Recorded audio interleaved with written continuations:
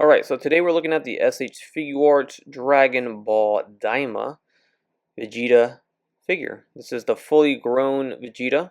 We did review the mini Vegeta as well as the mini Goku and Piccolo. And now we're going to look at the adult version of Vegeta from Daima. I also did review the adult version of Goku from Daima, which was actually a really good figure, so I'm expecting some similar things from this release right here. Alright, so here he is out of the package, top to bottom. He looks pretty good. Very, very nice. This is actually technically our first base form Vegeta in the Saiyan armor that we've gotten, not counting Sculpt or Vegeta. So it's cool to see that we finally got one, but I wish it was the Dragon Ball Z version, of course. So he comes with an open mouth faceplate, which could be used to power up. Then we get this faceplate where he's looking to the side, and then this one with a little smirk on his face, so that's always good. Also has an alternate hairpiece, which is a little windswept, nothing too aggressive, but it's nice and subtle. And then he does come with some crossed arms, which Vegeta always looks good with crossed arms, if you ask me. I like posing him with the crossed arms. He tends to stand that way quite a bit. We get the traditional open hands, traditional martial arts posed hands as well. This comes with almost every release. And then we get these open hands, which are just slightly different, like he's about to grab his opponent. And then we get these straight hands, little karate chop hands, if you will. These look good as well. As far as the figures, let's take a closer look at his face sculpt and the entire figure as it is. Take a little 360 spin here, and you can see the sculpt is pretty good. I like it.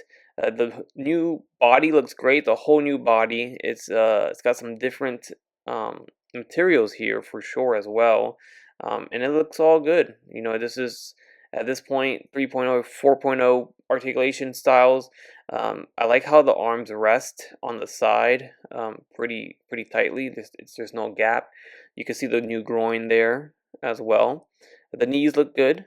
They're not like the Goku knees, but with Vegeta it's a different garment, right? So it's going to look different. I think this looks fine. And then here's his feet.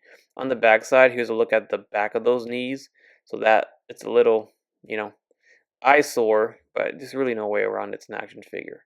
So there's a little quick look at the figure up close. So here's another look at how his arms rest on its side. I like that. It's very calm, very relaxed. His legs do touch as well, so you could really get him nice and slender and skinny.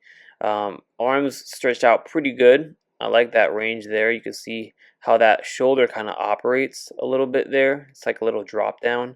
And then if we focus here, you can see how his armor piece is like this soft, pliable plastic. This is different. This is new. This is probably going to allow us for some better range and motion without, hard plastic getting in the way. But his entire upper torso piece is a pliable plastic. So I don't mind it at all. His groin is also a soft, pliable plastic as well. So if you squeeze it, it feels just like that torso piece, very, very soft and pliable.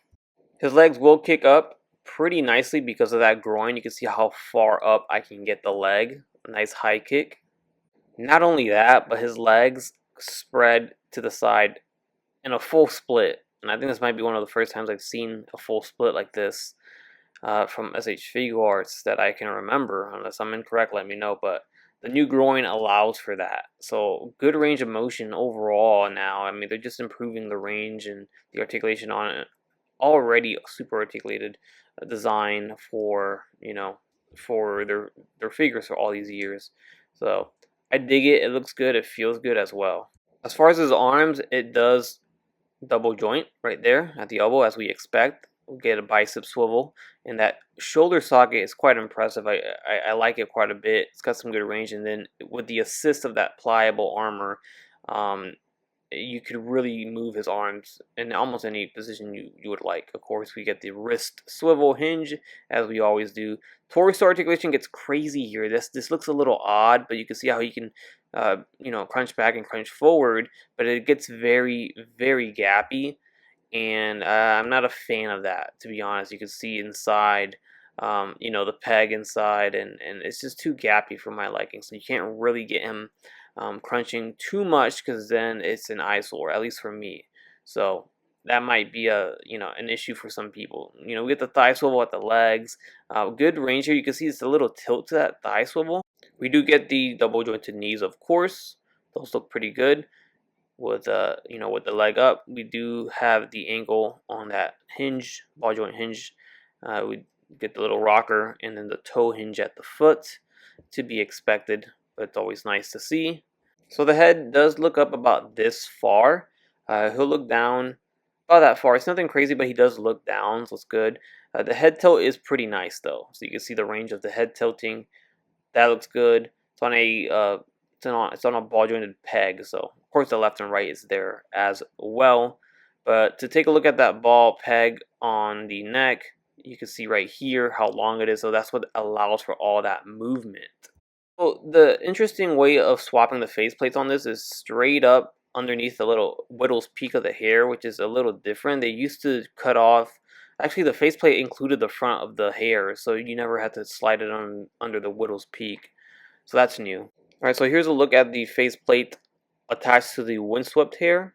And I put the side-eye faceplate. Let's put it on the figure here and take a look at it. And it looks good. Like I said, it's a subtle windswept effect. I don't think his hair goes crazy like that, so I think it's good. And he looks pretty cool, with this faceplate and the windswept hair. You can see right here, very nice. Really have no complaints about this right here. The only thing I can really say is looking at it right now is you see his armor shoulder pads, how they're just kind of sticking up a little bit. It's a little gappy as well. And just a very quick comparison here next to the regular head. Here's the yelling head, open mouth, powering up. And then here is the smirking face with the windswept hair as well. So they're all good. I like them. Let's take a look at the crossed arms. I love putting Vegeta in crossed arms pose. Very cool. But in this pose, especially with this figure, you really see the little gaps where the shoulder armor is. So it's not that big of a deal, but it's present. Here he is next to the Daima Adult Goku, which is a fantastic Goku. I just reviewed this one. And they both look absolutely great together. Of course, Vegeta's shorter and smaller, as he should be, so the scale's good. And these are both fantastic figures that might get slept on. Hopefully they're not. And next to the other Daima figures in the line, the mini versions of them, the kid versions, here they are. And with that, we're going to wrap up the video of the S.H.Figuarts Daima Adult Vegeta. And I really like these. I'm still currently watching the Daima series because the English dub is finally fully out. So I'm enjoying that. And I'm really enjoying these figures more now because I've watched the show, of course. But anyways, that's it. That's the video.